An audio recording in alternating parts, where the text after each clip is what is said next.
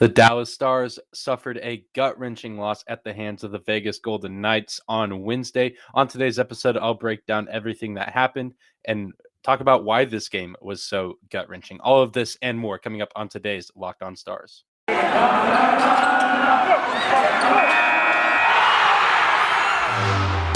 Your Locked On Stars, your daily podcast on the Dallas Stars. Part of the Locked On Podcast Network. Your team every day.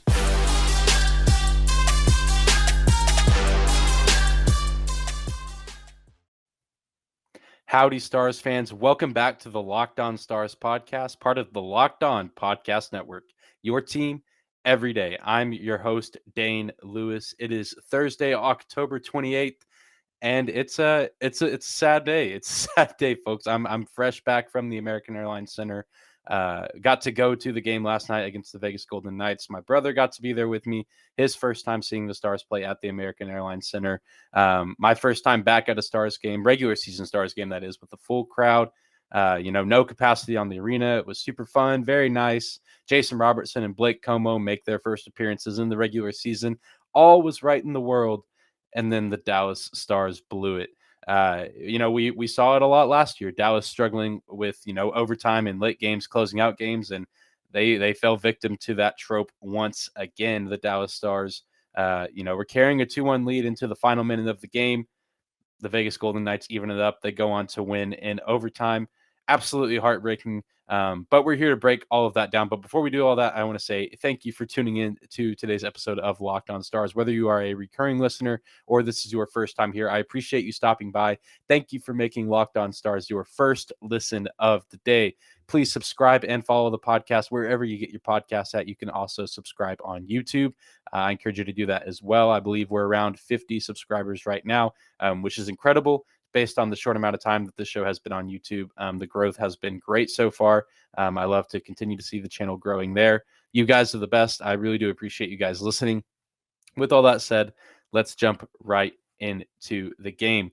The biggest takeaway from this game, as much as I'm frustrated and as well, I'm sure that you guys are frustrated as Stars fans, is that Dallas looked really, really good for 59 minutes.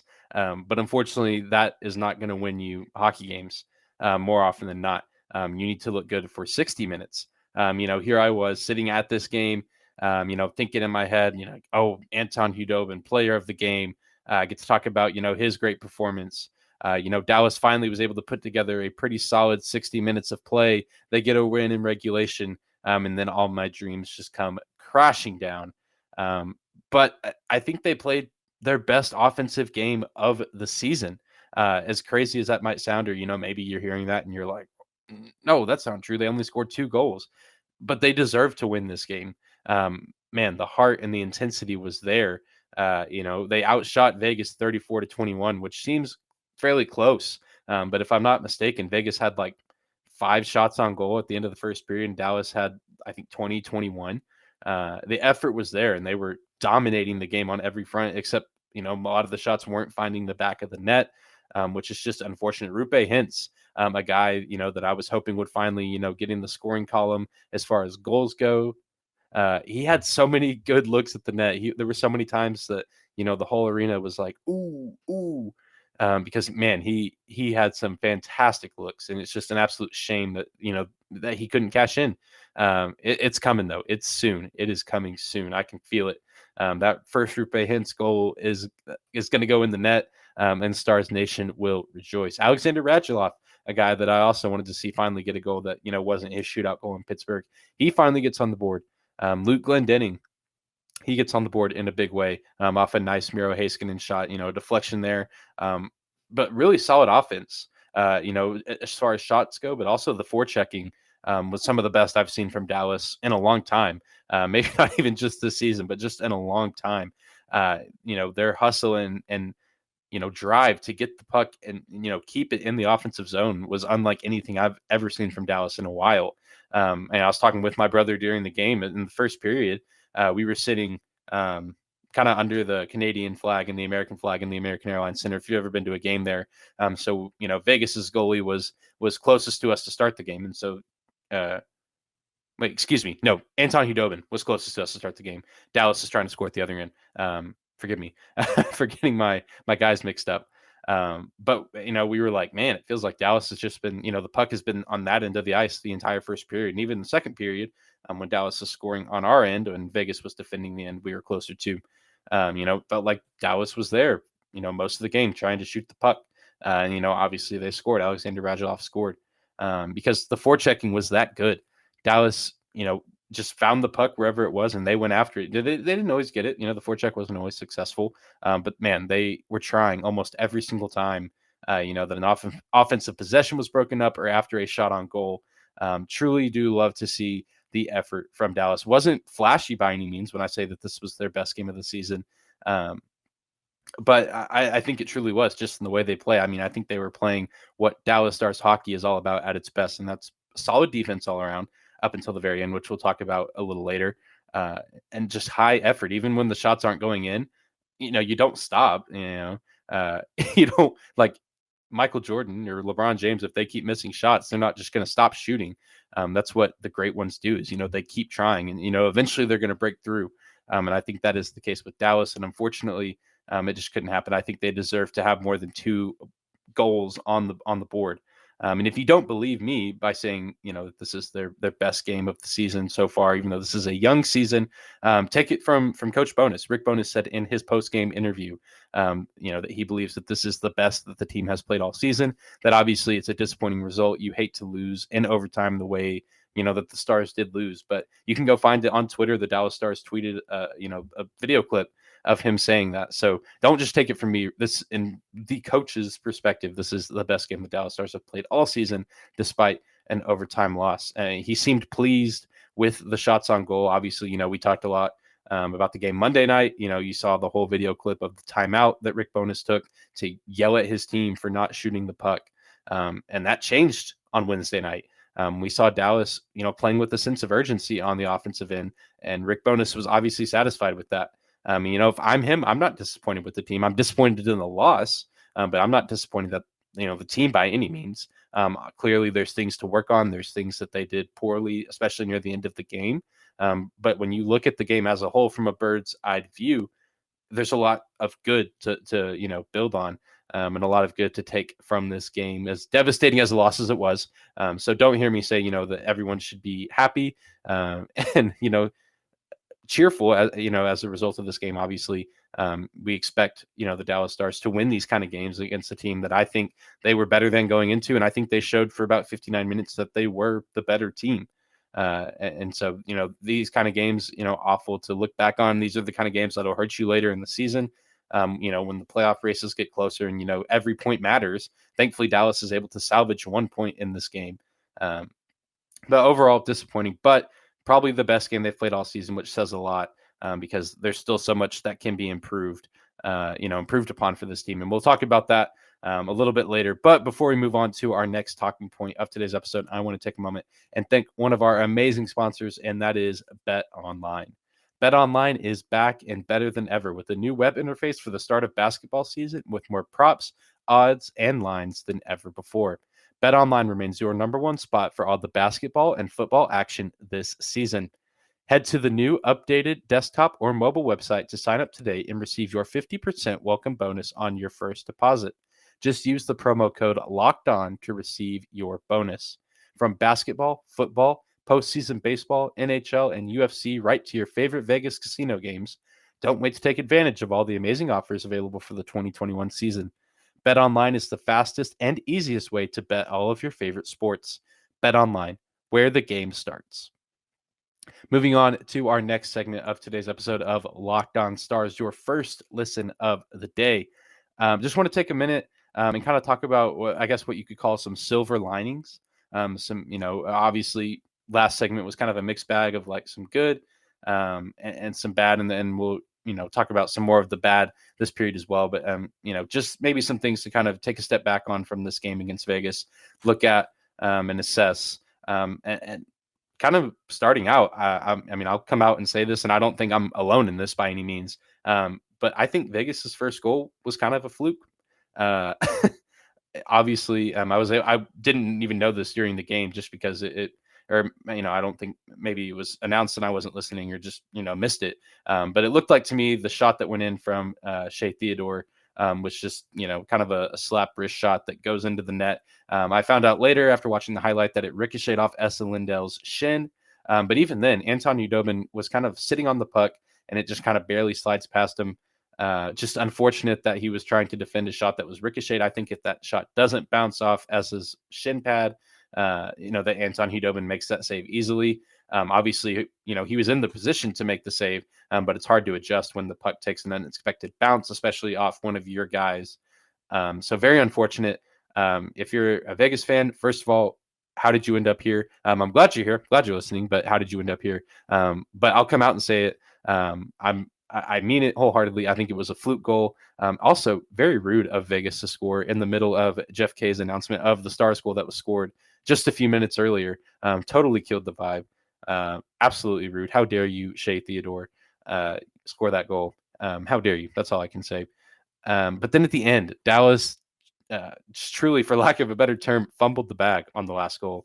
Didn't really notice it in the moment in regulation, just because I was watching the puck. I wasn't necessarily watching how other players were moving. But upon further viewings of some of the highlights of the game, with Vegas obviously on the 6-on-5 man advantage because they had pulled their goalie out of the net. So kind of on the power play, kind of not really. The defense, I don't know if it was just kind of a lapse of judgment, a mental mishap. But man, all of them were just a little too focused on the puck and the guy who had the puck, which in this case was Shea Theodore at the top of the offensive zone for Vegas. And he pulled everyone with him, which was smart on his part. I assume that was his intention. Where Marcia Salt, the guy who ended up scoring the game tying goal for Vegas, is kind of out on his own on the wing. And upon further viewing, I hate to do this, and it's certainly I'm not casting all of the blame onto Miro. But if you go back and watch that play, Miro Heiskanen should have been in position to contest that shot, and he just wasn't. I don't fully understand. He was kind of being sucked in towards the goal. I think maybe he thought Theodore was going to shoot from there. And so he was, trying to get in position to block, contest, put a stick in to defend against that shot, which makes sense. But at the same time, I think he had to have known that there was another man, out there. Theodore was, obviously made the right play to pass that back for a one-timer. Marcia Salt puts it in the net. Super, just weird to see. I don't know. Again, don't know if it was a mental mishaps. I think Miro, was trying to do the right thing and be in the position in case Theodore shot it from the top of the zone. But it's kind of weird to see from Miro. And he's played so well this season. It's just, obviously no player is perfect. That's just kind of one of those plays that you're like, man, like this is our guy. And you hope to see him make that play. And, maybe the shot still goes in. I'm not saying that if Miro had contested it, that he blocks it or the shot doesn't go in. But I would have, it would have been easier to look back on and be like, well, at least we had a guy there to contest it. But he basically had a wide open shot. So just kind of hard to see. Just a tough go around, especially given the way that Dallas's defense had played so far throughout the game. But I kind of all that to say, I said, we're looking for silver linings. And this is a kind of a weird silver lining, but you'll have to hang with me. Dallas really at the end of the day lost because of themselves. I wouldn't necessarily say that Vegas won this game. I would say that Dallas lost it. You hear that term all the time, like, this is fill in the blank's team to lose, or fill in the blank, they have the win locked up and it's their game to win. And Dallas, I think, happened to lose this game rather than Vegas winning it. Although, props to Vegas for, playing with, a shorthanded team, a lot of injuries, coming off, a big road win in Colorado, traveling to Dallas and playing the way they did. I know that's huge for them. But I think, that this game ended the way it did because of Dallas shooting themselves in the foot, making, sloppy mental mistakes at the end of the game.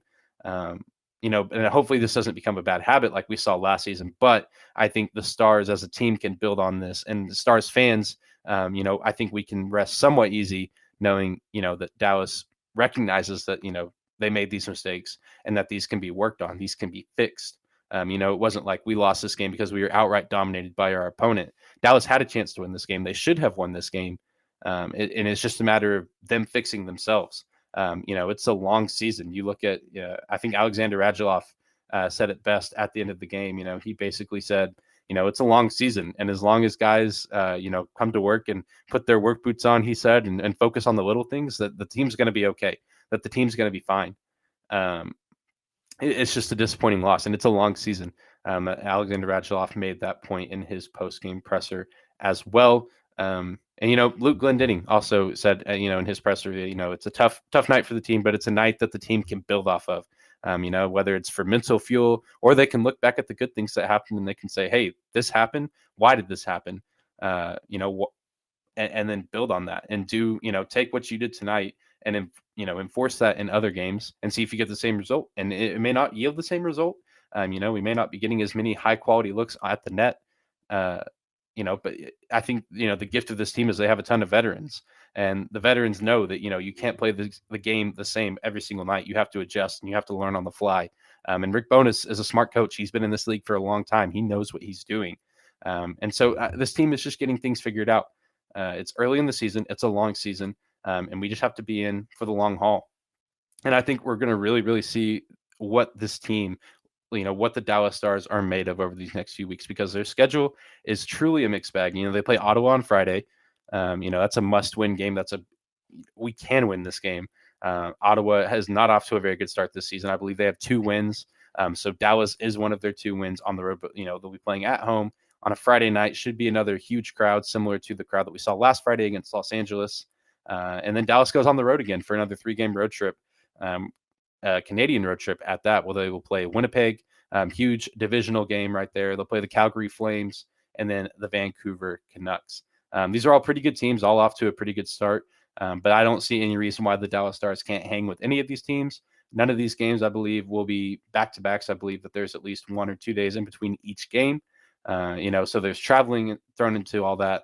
But hopefully fatigue is something that, won't play too big of a factor in those games. I think Dallas can hang with any of those teams on, when they have a good night and when they play their brand of hockey.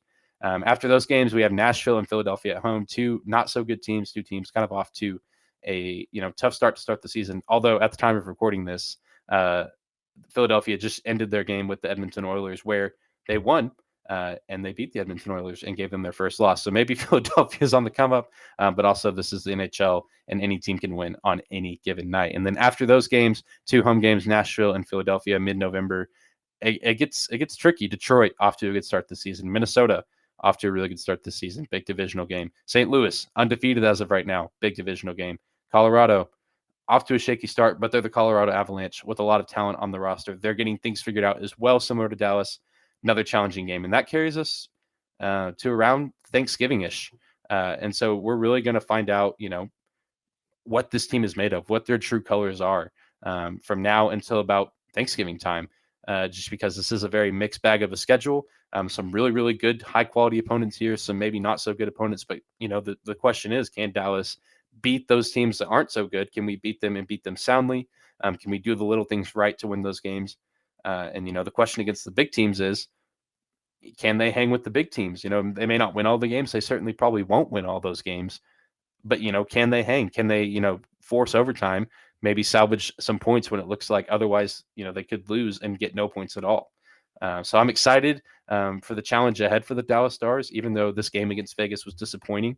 I think the mindset for the team has to be, they wake up the next day, they get back to work. It's a new day. You can't focus on these kind of losses, as heartbreaking as they are, because you must move on. That's not how sports work. You can't focus on the losses. You got to move on. Tomorrow's a new day. You get back to work, and then you come back on Friday and you play another hockey game and you try to go win that one. And then you just try to go from there. Really excited to see what these next few weeks hold for the Dallas Stars as they look to get back on track and prove, that they deserve to be higher in some rankings, including the Locked On NHL host power rankings, which we're going to talk about next. But before we do that, I want to say thank you to another sponsor of today's episode. Hey there, Stars fans. This is post-production podcast editing Dane here. And I realized while editing today's episode that I accidentally read the wrong sponsorship script while recording the entire episode. So this is me jumping in to say that today's episode is brought to you by Rock Auto. With the ever-increasing numbers of makes and models, it's now impossible for your local chain auto parts store to stock all the parts that you need. Why endure often pointless or seemingly intimidating questioning and wait while the person behind the counter orders the parts on their computer, choosing only the brands that their warehouse happens to carry? You have computers with access to rockauto.com at home and in your pocket. You can save time and money with Rock Auto because Rock Auto's prices are reliably low for every single customer. They have everything that you could possibly need for your car or trucks, from brake parts to tail lamps, motor oil, and even new carpet. Rock Auto is a family business serving do-it-yourselfers for over 20 years. You can go to rockauto.com right now and see all the parts available for your car or truck. Write Locked On in their How Did You Hear About Us box so they know that we sent you. Amazing selection, reliably low prices, all the parts your car or truck will ever need. Visit rockauto.com. To close out today's episode of the Locked On Stars podcast, I want to take a quick moment and just talk about some of the rest of the teams around the league. Once again, every week, the Locked On NHL hosts fill out a form of, how they see the power rankings across the NHL. Someone somewhere, probably sounds like a lot of work and a lot of numbers, puts those together, and they give us an updated, NHL power rankings according to the collective of the local experts NHL host here at the Locked On Podcast Network. And so on Wednesday, the rankings came out again, and you can go find that at the Locked On Podcast Network Twitter page, or if you're watching here on YouTube, I have it pulled up as well. You can see the power rankings here. And there's things are really starting to take shape and around the NHL as this season is starting to develop, and kind of we're really getting things rolling, starting to get into the thick of it, if you will. You look at teams like the Panthers, Canes, and Oilers rounding out the top three. I think that makes absolute sense, especially the Florida Panthers and Carolina Hurricanes up top. Two teams that are off to phenomenal starts to this season. Unbeaten. I almost included Edmonton as an unbeaten team, but as I said earlier, they just lost to the Philadelphia Flyers 5-3, and I believe they were at home. Again, that's just the nature of the NHL. Sometimes teams that maybe aren't supposed to win, and teams that are supposed to win don't. So it looks like maybe that was happening all over, and not just in the American Airlines Center. But nonetheless, Edmonton is still a very good team. Connor McDavid is up to his usual tricks, doing what Connor McDavid does, playing very, very well. Some other, really, really good teams. St. Louis still unbeaten. They sit at seventh place, which I feel like, is kind of off. Maybe it could be a little higher, but also there's some really good teams, rounding out the top of that list. You look at the Tampa Bay Lightning, Pittsburgh Penguins. I think maybe the Blues may be better than the Capitals, maybe not. The Capitals also still a really good team, not questioning them being near the top five at all. Just maybe, I don't know. And I can't, unfortunately, I should have written it down. Can't remember where I necessarily ranked all these teams, but this is, especially the top 10 looking very similar to how I ranked things, if my memory is serving me correct. Maybe outside of the Colorado Avalanche, who, a team in the top 10 at number 10 with only 4 points. That's just kind of odd to me. Yes, I understand that, Colorado will probably figure things out. They're going to rack up some more wins. Like I said, they're a very, very talented team. It's just, I don't know. I feel like at this time, you look at teams like the New York Rangers, the Calgary Flames, the Buffalo Sabres sitting with 9 points below them. It's kind of weird. And again, like I said, will these teams be better than Colorado by the end of the season? Probably not. But, we as hosts should be nicer to the teams like Buffalo mainly. Let them have their fun. Maybe put them closer to the top 10 before they get sent back to the dungeon at the bottom of the power ranking list once they have to play some better teams. Minnesota finds themselves, in the top 10, which I feel like maybe a tad low, coming in at number 9. But again, the top 10 so stacked. A lot of these teams belong in the top 10. It's just kind of a matter, depending on which host you ask, where which team belongs. But Minnesota off to a very, very good start this season. And then you look at our other Central Division friends, Arizona and Chicago, just vibing down at the bottom of the list in the bottom 2 spots. At Chicago taking the 32nd spot and the Arizona Coyotes taking 31. And then you look at the Dallas Stars, not necessarily where I think they should be. They're close, but I don't know if they're quite at 20. I think dropping 5 spots from 15 from last week is maybe a bit of a stretch. Again, this is from several different hosts from every different show. So the results are going to look like this. And, some hosts are going to, agree with certain parts, and some hosts are going to say, well, not so fast. And that's me with the Dallas Stars. Obviously, they've lost some games that they probably should have won, especially against Columbus and Vegas. But, I look at, some of the teams in front of them, and I think, as these weeks go on and as the season eventually comes to an end way, way, way down the line. I think Dallas, as of right now, is better than Winnipeg. I think they're better than Philadelphia. I think they're even better than New Jersey. That's up for debate, obviously. But at this moment in time, I truly do believe that. And again, it's just all depends on what the hosts are thinking. And it's fun. It's always fun, in our to see what the other hosts think and to hear their thoughts and look at their social media and look at them in our whatever group chats are going on. So always fun, to hear discussion because everyone has differing opinions. But it's wild. This is a very, very wild NHL season so far. Been a ton of fun. And kind of looking specifically at the Central Division. The Central Division is very, very crazy, very, very jam-packed with a lot of action going on. This is kind of the way it stands right now. You have St. Louis Blues and Minnesota Wild tied for first with 10 points each. The Dallas Stars and the Winnipeg Jets with 7 points each tied for third in the division.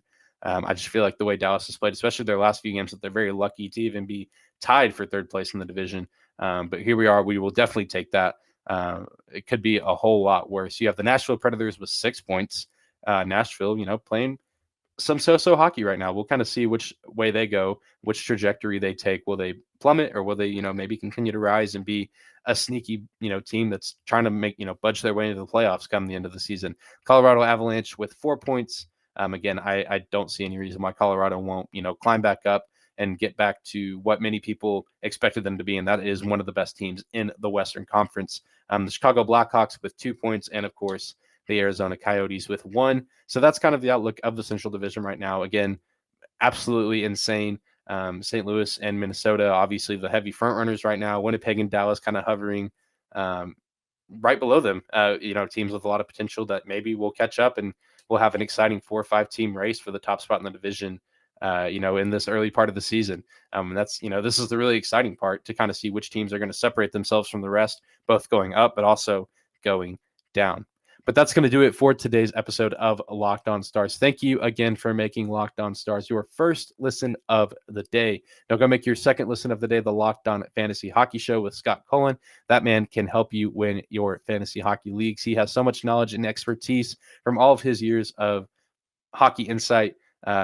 Go give him a listen. His show is free wherever you find your podcasts at. That is the Locked On Fantasy Hockey Podcast with Scott Cullen. Be sure to tune in tomorrow because tomorrow will be another Dallas Stars game day. We'll have another game to preview, another home game against the Ottawa Senators. Got to be a ton of fun. You won't want to miss the episode. Be sure to subscribe to the show. Tell your friends about the show. I'm sure, as hockey season is starting to roll along, that maybe you have some friends that are wanting to get into hockey or, they want some more information on the Stars. Send them here. We'd love to have him at the Locked On Stars podcast. The more, the merrier. Be sure to follow me on Twitter at Dane_Lewis. That's at DANE 2_LEWIS. Thank you so much again for listening to today's episode, and we will see you back here tomorrow for another game day edition of Locked On Stars.